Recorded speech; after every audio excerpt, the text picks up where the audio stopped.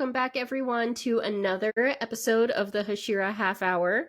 We are back this week with some more Chainsaw Man for you. What's up, everyone? I was just trying to think of a funny little intro and I couldn't think of one, so hi, I'm here and I'm ready to talk about some more Chainsaw Man. Hello, it's me. You called recently, but I'm sorry I haven't responded. But I want to let you know I'm here, I'm queer, so deal with it. And I thank you. Mic drop. All right. I love that part of Chainsaw Man.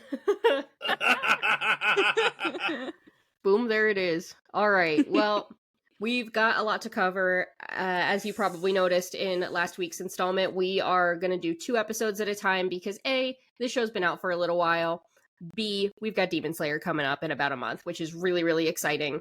But we want to make sure that we give Mappa and Chainsaw Man its dues because it's an incredible show. So we're going to be discussing episodes 3 and 4 of the first season today. And we can just go ahead and dive right in. So last week in episode 2, we got introduced to Power, who is a really fun character. And we open this episode back up with Power and Denji bickering back and forth like little kids, honestly. Makima tells them that she would like to see them behave. I thought that her phrasing here was really interesting, that she wants to see something, not necessarily that she wants them act right or like, you guys better knock it off kind of thing. I don't know. The way that she said it was interesting to me, and that it cut to a shot of her interesting eyes that we've talked about. So what do you think she's hoping to see happen here exactly?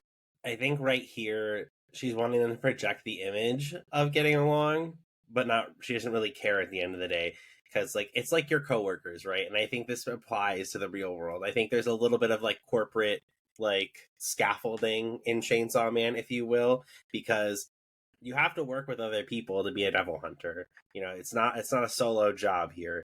And so she really, at the end of the day, doesn't care. Just like your boss really doesn't care if you get along with the people you sit next to. It's more so, can you work with them on a day-to-day basis, and can you get the job done? And I think that's what she's really wanting, is she wants to see them get the job done. That's really what I think she's hoping for. Do I think she actually cares about them as employees? Most bosses probably don't. So I'm going to go with a no on that. Well, I mean, we've already established that Denji and Power are experiments, so I don't think she really cares either way if they behave. I think she just wants it to look at least somewhat good to the powers above her, so that, she can continue to do what she's doing. Interestingly enough, and I don't know if this is just interesting or if this is me flexing the fact that I heard her say something and I knew exactly what she said without reading the subtitles, but she said Shizuka dekiru, which means quiet. Can you do that? Not hey, be quiet, shut up, anything like that. It was very calm, like a mom talking to her children, in a sense of not a super intense hardcore parent, but a, what do they call it? Gentle parenting? Gentle parenting, yeah. Like a gentle parent, just quiet. Can you do that? And I think it just shows her character a little bit more of who is this chick and what is she up to? Because she's very mysterious, and she continues to be that way with the way she treats them. Because they're like little children. They're just bickering like brother and sister. Totally. But it's interesting because I don't think that I don't know if we've fully confirmed Power's exact age. We learn, of course, that she was the Blood Devil before she became this fiend. So I don't know exactly how old she is, but her physical presentation looks to be about the same age as Denji, and Makima looks to be about the same age as both of them. So it's interesting that she's able to be so much more mature, obviously an extraordinarily different upbringing and circumstances I imagine would have surrounded her life, but she is very mature for her age, and she is mysterious. And again, I just don't really like the vibes, even though we haven't exactly been given a reason why we should think that yet. But she's unsettling to me, even more than Power. Power, like I said last episode, already reminds me of Denji, even though it's I think people are very split on Power. They're she's either super annoying or I love her so much. And it's interesting because do we feel the same way about Denji? Do as many people think Denji's annoying? Maybe. Maybe. I feel like I haven't heard that sentiment as much, but Makima seems very patient with both of them. So we'll see more of that, but shortly after this exchange, we see Power and Denji alone together, and they get to talking about one another's goals. So again, I think that they're pretty similar. We learn that Power is just trying to find and rescue her old cat, Meowie. And Denji hears this and kind of scoffs at her, and he's like, well, that's dumb. Although I would understand if it was a dog, which I thought was really funny. He's just like me for real. Sorry. Sorry, cat lovers. I do like cats. I'm just very allergic. I would like them more if that wasn't the case. But we obviously know he has an attachment to a dog that we've already seen. But he's like, that's a dumb goal. Like, that's so simple. She's like, all right, well, what do you want to do? And he's like, well, what I want to do is so noble and mature. I want to fondle some yeebies. And as immature as Power is, she's like, that's interesting. You humans are so interesting. If you help me find my cat, I have something to offer in exchange. What do you guys think of this? Hey, she's smart, you know. From when we met her to now, it was like, is she just like this wild devil fiend that just is kind of jumping around, doing things, only wants blood? And I will admit, I think I felt this way the first time, and I thought it briefly again the second time when that cat popped up, like while they were at the vending machines. I was like, oh no. And then I was like, okay, wait, that's right. She likes cats. She just like me for real. I'm sorry to all you dog people, but I'm a cat person. I love both my cat and my dog. It's all about balance. It's all about balance. Yeah, she's smart. She is instantly able to figure out like some way that they can both get what they want. We'll talk about that, I'm sure, here in a moment. And it's a great way to get him to follow her plan of whatever she's got up her sleeve, because he clearly, like, you offer something like that, he's gonna do it. This is interesting for Denji, I think, because Denji he says he'd understand if it's like a dog or something like that, but I think to a certain extent he is kind of like a dog himself, and I think life imitates art here because he's really just following around the treats, if you will. He's just trying to chase after whatever's in front of him. So I think it's really interesting that like he's kind of just going after whatever's like right in front of him and like right next to him. It's not like he has very far-sighted goals, which I think is very like contrasting to the other MCs we've seen who have these big goals. And so I think it's really different from like what is out there. And I think this exchange kind of just highlights what's really different about Denji. I don't know if there's ever been another main character where it's been more true that he's got that dog in him. So I'm done. Wah wah. That's too funny. But that is a good point. It is interesting that he literally does, but he's already been called a dog multiple times. Unrelated, Makima might know more than we think, but to some degree I do think it like is unrelated.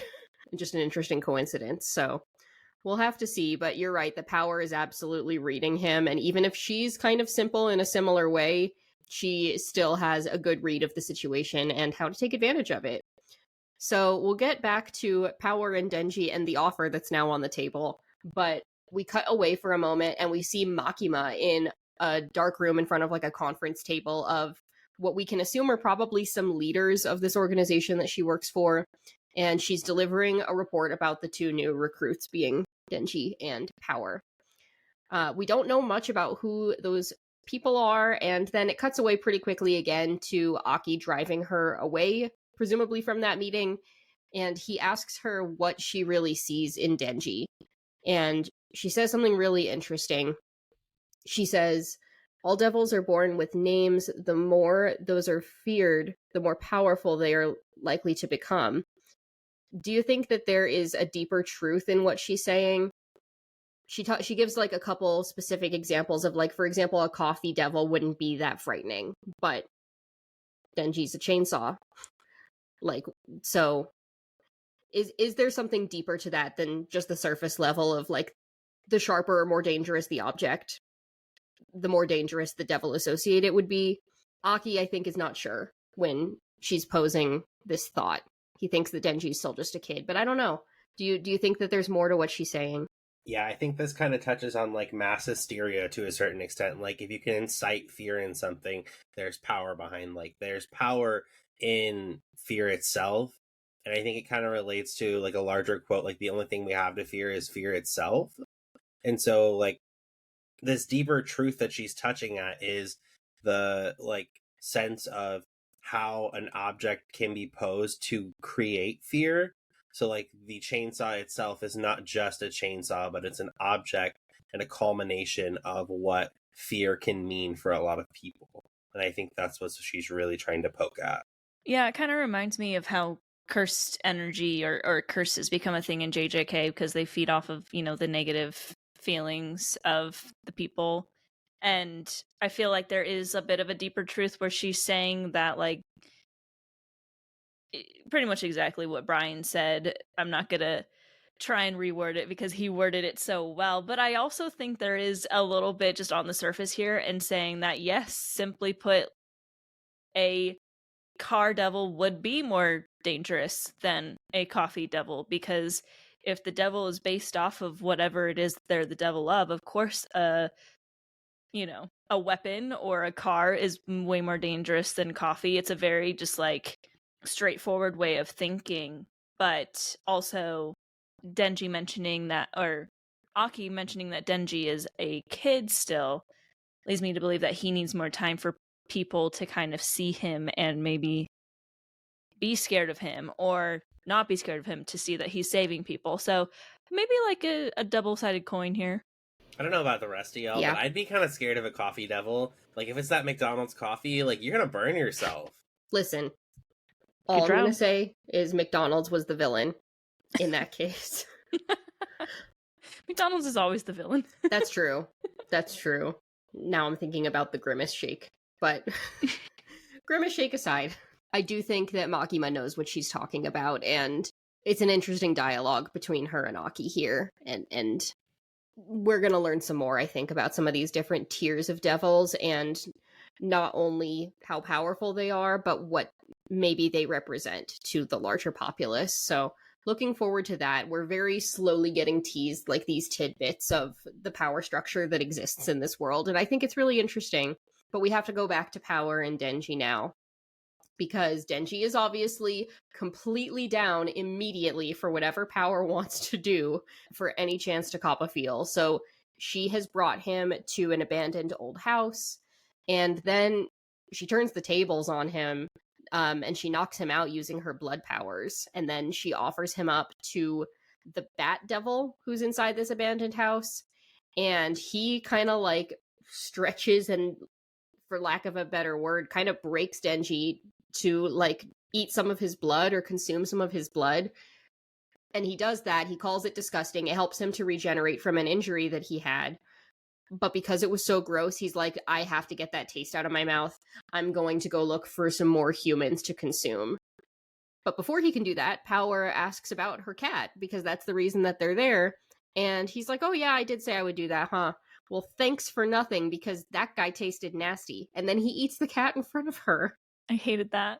I hated that. There's something about like watching a character lose their pet in front of them, and I'm like, nope, absolutely not. I mean, at least it wasn't right in front of her salad. I mean, what else could have been worse? You think Power would eat a salad? No, she would not. She canonically would not. She's probably more likely to eat a cat, but that's not what happened here. So you know what they say? Karma is a cat. What? Is that what they say, or is that what Taylor Swift says? Oh my god, the read! Taylor Swift probably wouldn't have liked this. Sorry, Taylor Swift. You wouldn't like this episode of Chainsaw Man. Aww. But also just imagining Taylor Swift watching Chainsaw Man is kind of incredible. Anyway. You never know. You never know. You never know. We don't love the cat getting eaten. Even if I'm not the biggest fan of cats in the world, I still felt really bad for Power in this moment, which is interesting because, again, she had also just turned on Denji, who we probably should like the most so far. He's our main character, and I don't dislike him. and I don't dislike her, and I feel bad for her because even if she turned on him, it's clear that like she has something that she cares about, and she was trying to save them in this moment. So you can't really blame her for trying. And we get a flashback in this moment to Power and Meowie meeting each other, and it kind of reminds me a bit of the scenes with Pochita and Denji. What did you guys think was similar or different about this? I think it was really similar in the sense that like they kind of saved each other, and it's like that ridiculous. I cannot believe I'm quoting this right now, but it's like that stupid car sticker that says "Who saved who," and it's like for pets adoptions and stuff like that. And I'm like, that's so cheesy, but it's also very true. Like, who saved who at that point? Like, they're both filling in something inside of each other, not physically, of course, but like because in this instance, like, Meowie's not providing, Power the blood that she needs, but realistically, she is like getting the emotional support animal that she needs, and I think that's what's important for Power right now. Yeah, I saw a lot of similarities. I felt like it was very much the same thing, just flipped with, Denji finding Pochita when Pochita was the devil and Denji was the human, but this is reversed. Meowie is a normal cat and Power's the devil. Both Denji and Power were very alone when they found this little friend of theirs, and both of them, it was like for Pochita and for Power, they were like kind of looking for food, and then they ended up becoming friends instead. And I think they were very similar, and I think that's going to be a way that these two can connect in the future. Maybe obviously they've gotten off on a pretty bad foot, considering Power very much took his desires and used it against him to trick him into doing this, but definitely an opportunity for them to connect in the future, maybe. I think so too. I think that this showed us a little bit more humanity in Power's character, which is interesting knowing that she's a devil, obviously, or a fiend now. She's like devastated after this loss, and I thought that what came next was kind of similar too, in that obviously in the moment when the full contract happened with Pochita and Denji was not being consumed exactly, but was dying in a sense. This is almost reversed, where again the pet seemingly has perished, and Power's like willing to give up in that moment. And so she actually gets consumed also by the bad demon here. This is not great, even though Denji has not gotten along well with her at this point, and we shouldn't feel bad. Like, I don't know, I did feel bad. I wasn't expecting to see a main character die immediately again, but fortunately that's not what's going to happen today, because Denji does have a very clear goal that we've just established, and so no one except for him is allowed to touch his titties. Even though he says this, he thinks of Pochita also in this moment, and he thinks of how sad he feels for Power. And so again, even though we're talking about his immediate goal, I think that we come back to the point that like he really is seeking a deeper connection. And as a result of his anger or his seeming sense of like ownership over this situation, here comes Chainsaw Man. So let's talk about this sequence with Chainsaw Man fighting the Bat. I think that this was absolutely insane again. Absolutely. I can't really say much outside of this fight scene, really. Episode 1 definitely already set the tone with what the fight scenes were going to be like, and this fight scene very much held true to what the tone was set for. And it's very like, yes, it's gory. Yes, it's a very like well animated fight, well choreographed, very interesting, but it's also just very wild. Like there's no stops. It's just, you can tell the creator of Chainsaw Man wanted to be very unique, and they do it extremely well. It's just, there's a lot of similarities within this fight scene to a lot of other animes. Like we've got a big monster bad, smaller guy good, but smaller guy is also monster, and that's where it kind of starts to change. And to see him just go ham and have, I just laugh at his goal. The whole reason he wants to save Power is because he's like, don't take away my titties. Like, what? It's such a like, it's like whiplash for me watching all these other shonens where all of these main characters have these like beautiful goals to save humanity, save their sister, become the number one hero, and then Denji's like, I'm gonna save this person so I can touch their boobs. I'm sorry. This was the first time I was watching this, I was like, what is this? You should see some of the panels that they have released recently for Chainsaw Man. They have been unhinged. That's the word I was looking for. Unhinged. It's a very unhinged fight. Oh, yeah. It's like, I don't know. I just think it's so funny. You already put it really well, Hannah, but like, it totally turns shonen like beliefs on its head. But at the same time, like the build up is similar. It's like we're building up. It's this like awesome fight, and he is standing up for something he believes in. We're expecting one thing, and then it's like, yeah, I just did all this. I just created all this carnage to touch some boobs. Hey, boobs are important. Going back to, high school, My Chemical Romance era of life, save the tatas, if you will. You remember those bracelets? I do remember. I do remember the bracelets.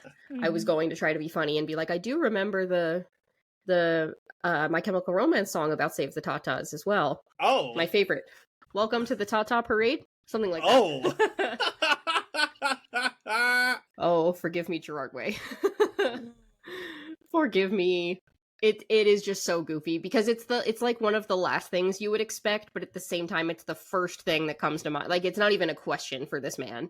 So it's really fun to see shonen turned on its head a little bit, and yet in doing so become like the most shonen thing of all time. So we love to see it.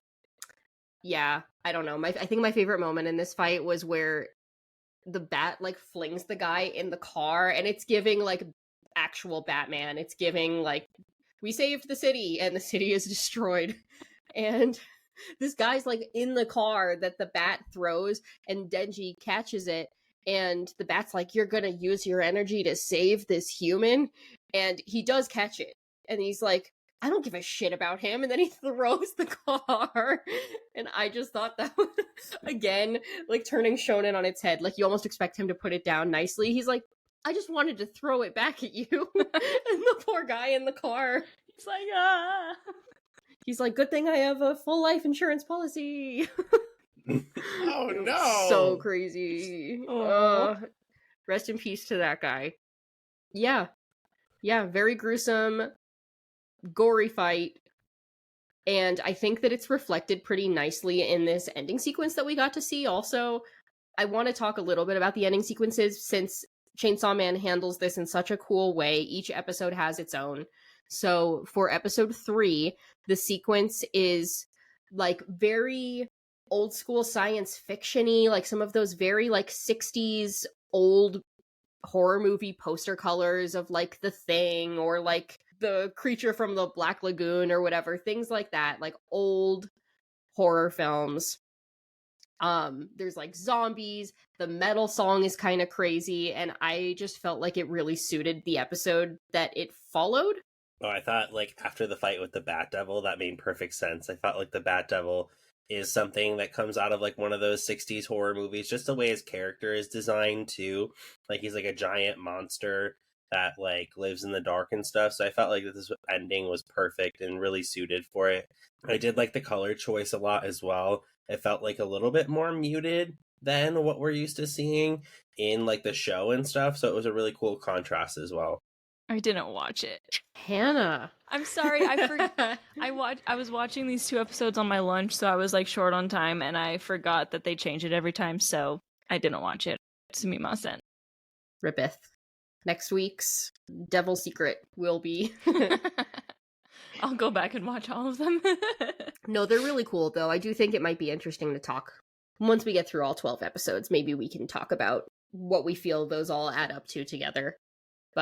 But we can move on, because we have to cover episode 4 today as well. So as we move into that, we see a dream sequence where Power is like reflecting on everything that's happened, And then she wakes up because Denji has now pulled her out of the massacred Bat Devil's carcass. And she asks him, like, why would you do this for me? And he is very honest here in telling her. He doesn't even say anything. He gives us some incredible sign language, indicating what he wants, which is, again, her knockers. And she feels badly in this moment that she tricked him. And so she actually gives him consent to do his thing. And just when he thinks that he's finally going to get to touch him, the Leech Devil appears. And I just think that these designs for the devils are so wild. I really, really don't like this one. It gave me the heebie-jeebies. But this is another wild fight sequence. So let's just talk about that. I feel like my boy Denji can't catch a break, and he's low on blood, which means he can only kind of make a chainsaw now. Man, Denji really can't catch a break. His goal of all the shonen MCs is so simple compared to all of them. Like, that is a very easy task to do when you think about it compared to, like, a lot of the other shonens. And yet, he can't do it. And then when he finally is about to, his arm gets blown off. I was like, what? Oh, man. And yeah, this Leech Devil, not my favorite thing on the planet to see. Very ugly, very creepy. If I saw that in real life, I would not be staying in the same area. I would be running the other direction like Zenitsu. Ah! But Denchi's trying his best, but he's low on blood, so he can't really transform. He's got a little baby chainsaw in his head. He's trying so hard just so he can touch some boobs. That baby chainsaw is like me struggling through the work week. It's just like dangling on there. Relatable. Oh, it's too funny. But yeah, this one was tough because it's like, it's only a 12 episode season, so there has to be the twists and turns early on, and this one really gave it to me really well, because like you gotta have these flip moments where like you think you're winning but you're not. And so I felt like this was a really good way to kind of pull the rug from the audience, and I really liked this moment. I thought the Leech Devil was not as cool as the Bat Devil, though. I will say the Bat Devil, I think so far, or like design wise, I think it has the coolest design. I just like big monsters and kaijus, but in comparison to the Leech Devil, I don't think it's my. I kind of agree with Emily. It was a little creepy for me. Yeah. And the dialogue was interesting too. She's like, and I'm projecting now that the Leech Devil is a she. So, under the assumption that this thing identifies as a female, she was like, that was my man that you killed. And I'm like, this is weird. And like the design was like, I know it's a leech, but I'm like, somehow it still felt like it was like sexualized because it had like breasts or like udders. And I'm like, there's something like really unsettling about the design of this in general. And it came out of nowhere. Like, there was like no indication that there was another devil anywhere nearby, or that there had been like any scheming between the leech and the bat. So it definitely surprised me the first time I saw it, and I still hate it. Still hate how it looks. Yeah, so this is a crazy fight. Several limbs going, both from Denji and from the leech. And Power is just laying powerless, ironically. She's watching this fight unfold, and she's just bewildered that he's willing to go to such crazy lengths to achieve his dream of copping a feel. And even Denji says here, you have this dream, Leech Demon, of eating all of humanity. I have a dream to touch some boobs. Let's see whose dream is stronger. It kind of looks like it might be Denji's. What do you think of his pursuit of this dream? This scene is actually what turned the show around for me. This is where I actually like fell in love with the show, because I was like, okay, like he's like making himself somewhat serious, like. And I think that's what really caught on for me, is like, okay, like this is actually someone's dream, and it is respectable for like something so simple. Like at first, like when you look at it, yeah, it's just that he wants to touch some boobs, but also like his life's been so shitty that like that's what's going to make him happy. And I think that that's really respectable to a certain extent. So I'm really like pleased that I continued the show, because like me and my husband were like watching the show, and I'm like, this is the last episode. If this doesn't turn around somehow, I'm not doing this. And it did it. It turned it around for me. So this was the dream battle was really where it went through, because he's like comparing himself to others, and like he stood up for himself and his beliefs against like a very powerful entity. So I really liked this.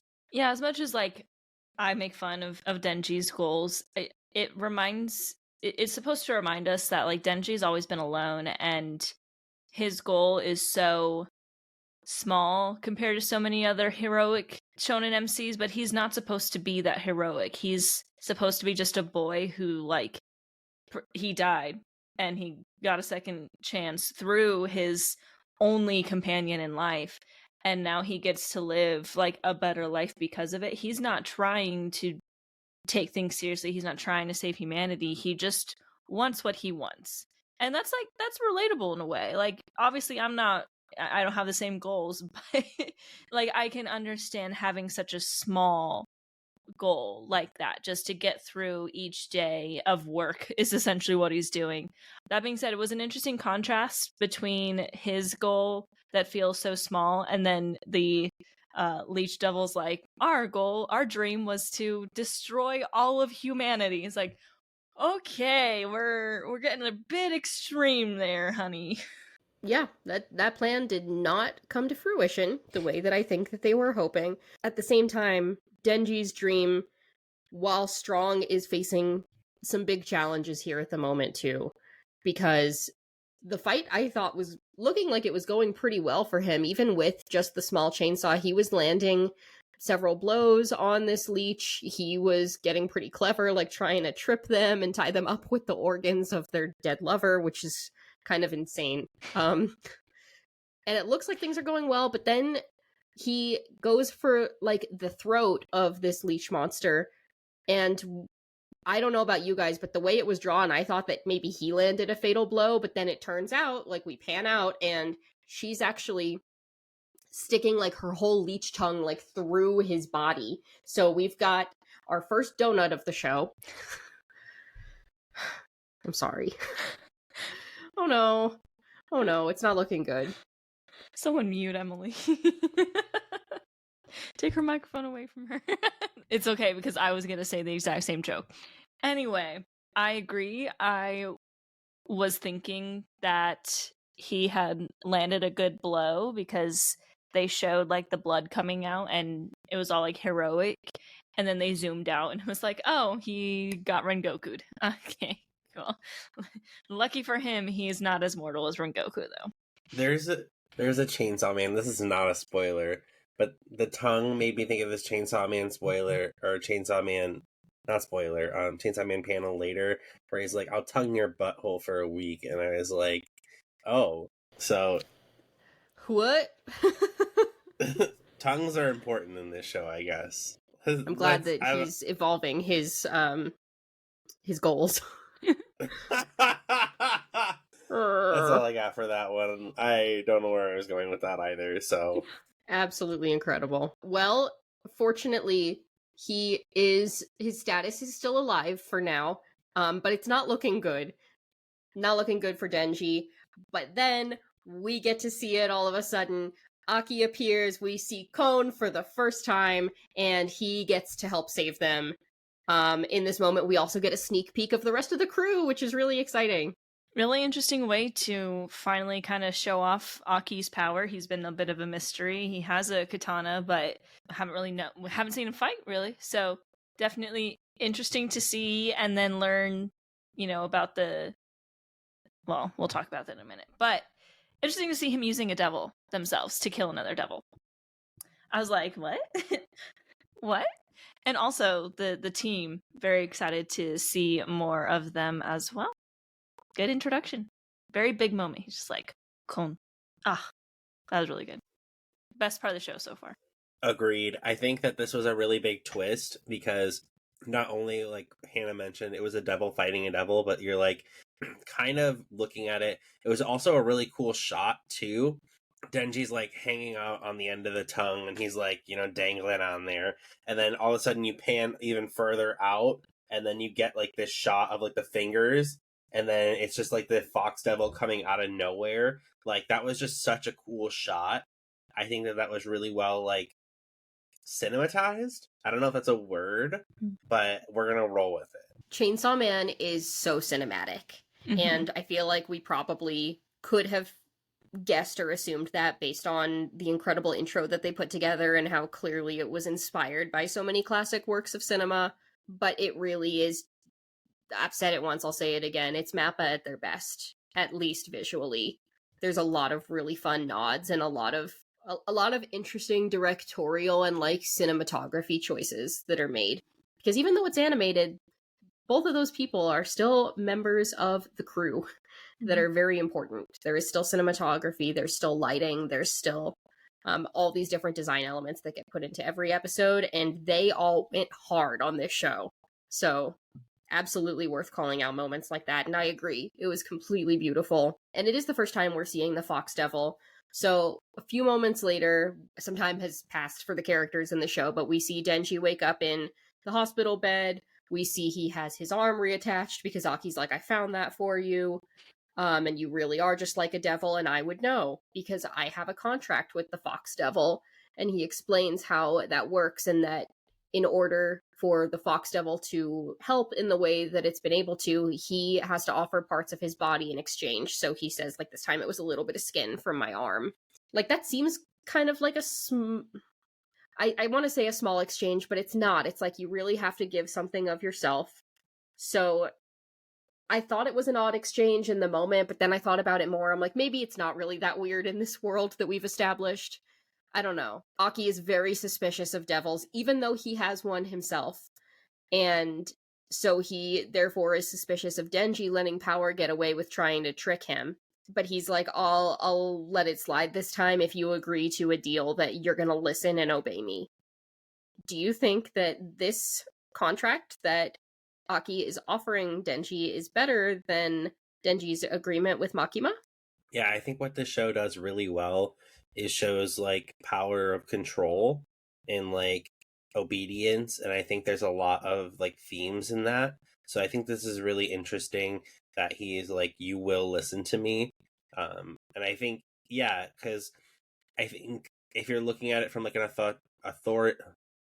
authoritarian standpoint, that, you know, this is a forgiving ruler, if you will, to the extent of he's like letting this transgression go of like, yeah, I know that that devil and Power were working together and trying to kill you, but like you're still not doing anything about it, so like we'll just let this slide for right now.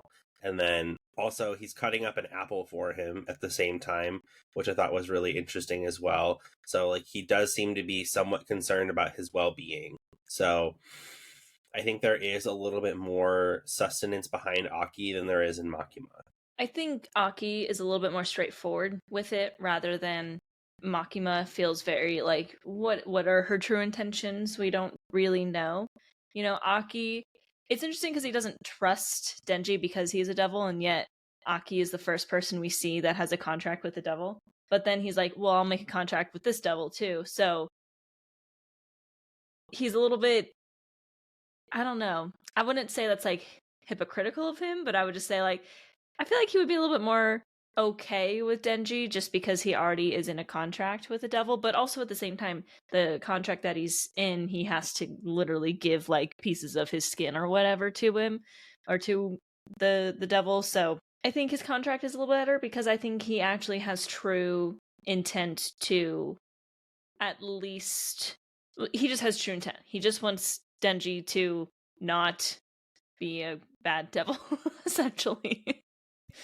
I agree. There's something that's more genuine in these first interactions that doesn't make me feel suspicious of Aki at this moment, the way that I'm like, something's weird about Makima, but I don't know what it is. Yeah. Just something's unsettling. And it's probably because we've seen Aki act more human so far. He's gotten into fights with Denji already. He has had to host him at his like very normal apartment. And so maybe it's like those little glimpses that make us love him. But we'll get some more time with him for sure. But right now, Aki has to leave Denji in the hospital, and he goes to report to Makima on what happened. In his reporting, he ends with the note that they didn't find any remnants of the gun devil in either the bat or the leech devil's heads. And I thought that this was an interesting way to end the dialogue, because this is the first time we're hearing of this gun devil. And so I want to harken back to what Makima said at the beginning of the last episode about devils being scarier depending on what they're associated with. So, thinking about that, imagining a gun devil, what do you think is up with this?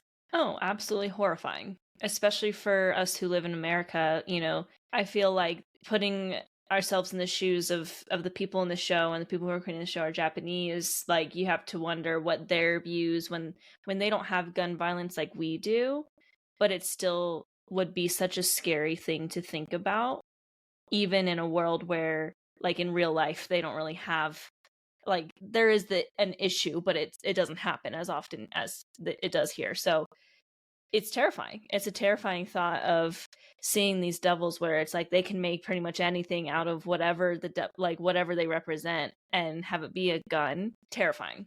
I would move out of the country if it had to stay confined there. I'd be like, Hannah already kind of touched on it, but like if you're thinking about how much something is feared and the greater its strength becomes, I mean, America's a hotspot for it.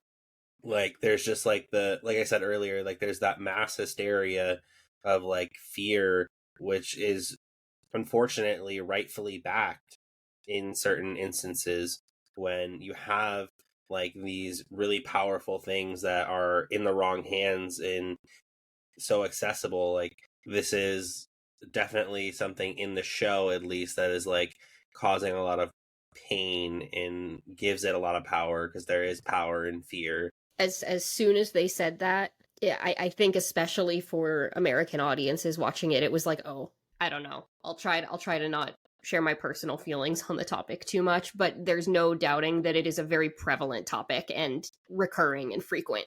And so it's interesting that this seemingly very large and difficult to hunt down or work out something about devil is the one that Makima and Aki are discussing and presumably looking for, trying to track down. And it's elusive, and it's probably the worst one, at least that we've encountered so far.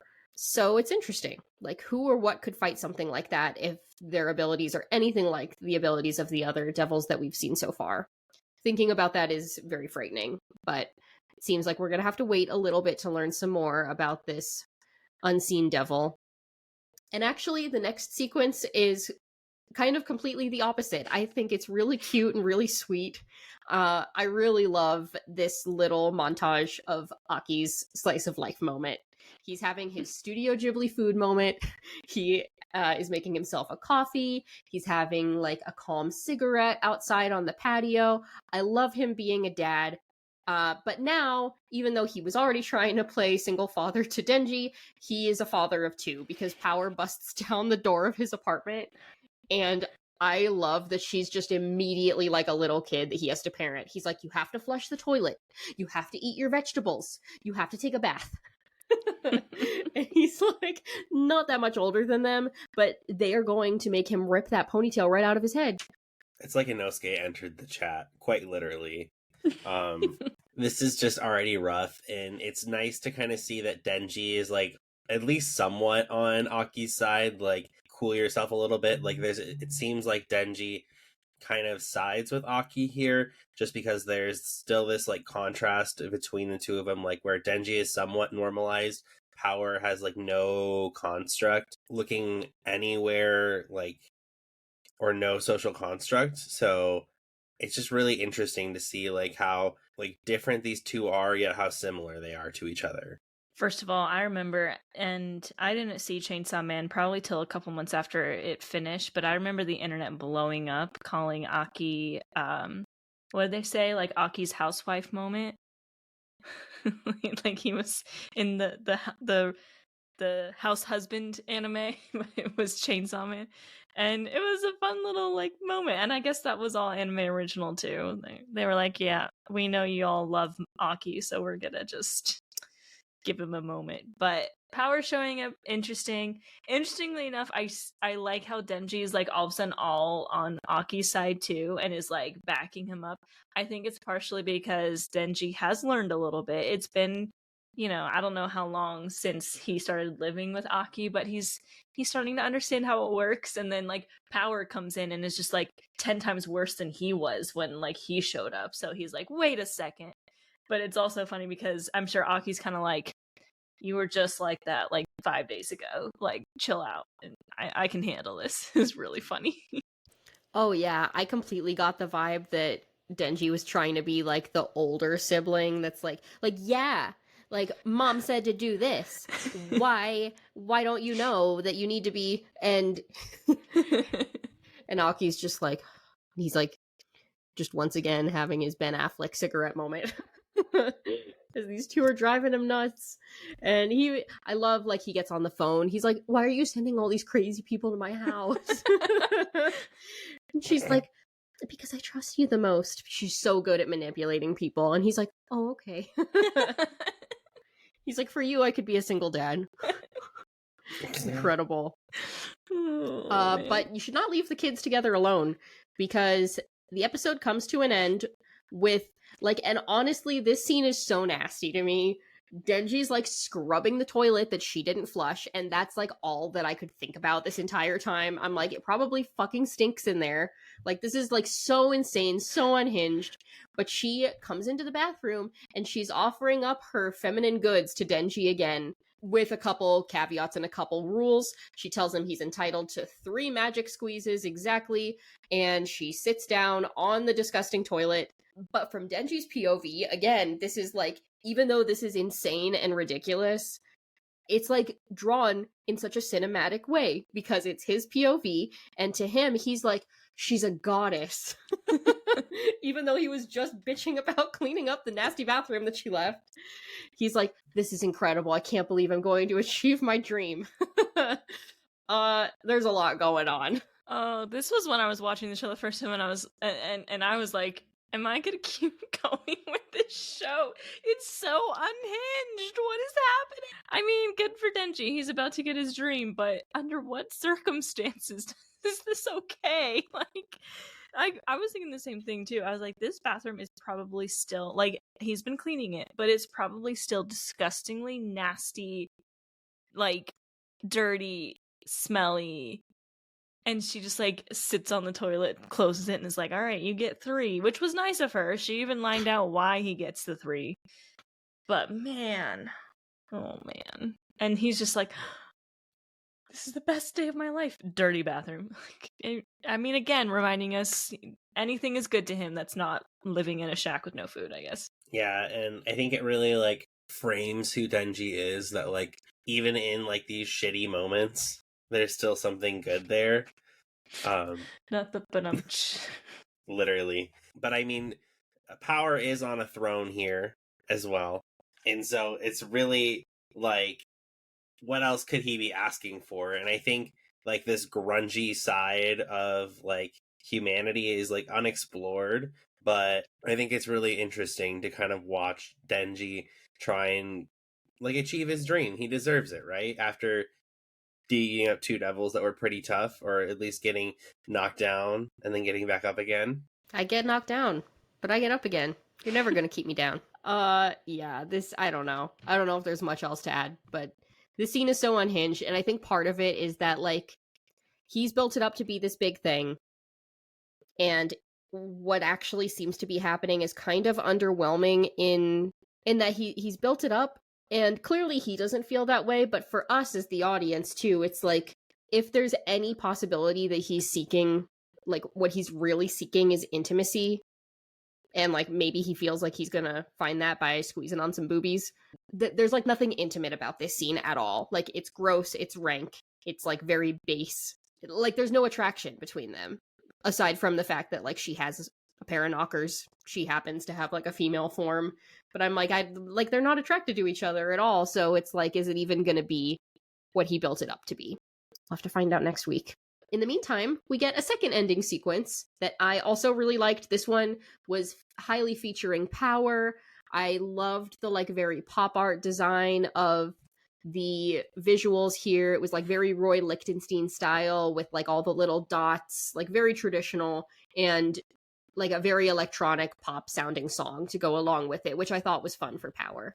Yeah, no, I thought that like a Power episode would definitely look something like this for her ending, just because it looked like you saw that she was the Thor Love and Thunder poster in the intro, so like it definitely a Power outro would definitely look something like this. I once again did not watch it. That's okay.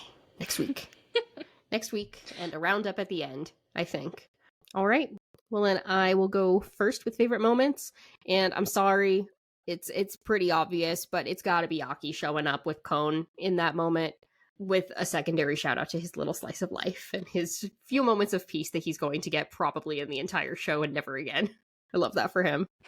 I was gonna also say Kon because, as I mentioned before, it's the best part of the show so far. Since you already said it, though, I will also say just getting Power's backstory with the cat, like everything with her, like finding this connection with just little cat, just partly because pets and cats in general, I'm like, oh, like it makes my heart go like flutter, you know, because it's so cute. But just seeing her have this very special connection with a cat that she was planning to eat when she first met him, I thought was really sweet. Yeah, my favorite moment from these two episodes is definitely gonna be the dream battle moment. Like I said, this is what turned the show around for me, like made it worth watching. And so I really felt that Denji as an MC kind of stepped up in my ranking when he said that, just because it showed me that like he can still be serious to a certain extent, like that there's some like something like some gravitas behind him, if you will. And so there's like not just all of this fluff, which I think is hard to pull off. It's hard to pull off like these grungy characters like Denji, who are not exactly your typical shonen MC, but also like giving them something that is like somewhat shonen typical, if that makes sense. Totally. Good moments. Looking forward to more. Having watched the show before, I am definitely looking forward to some of what's coming up now soon.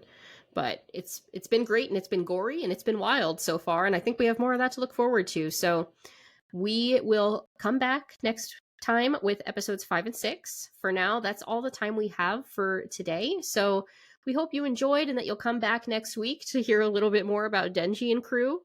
If you have liked what you've heard, please don't forget to subscribe and hit the bell on YouTube, or download the podcast and follow us on Spotify. If you liked it, we always welcome any ratings that you'd like to give. That helps other people find us a little bit more easily. You can also give us a follow on TikTok and Instagram. We are at Hashira Half Hour, and we are also on X at Hashira Half. Until next week, Kon. Cool. Kon.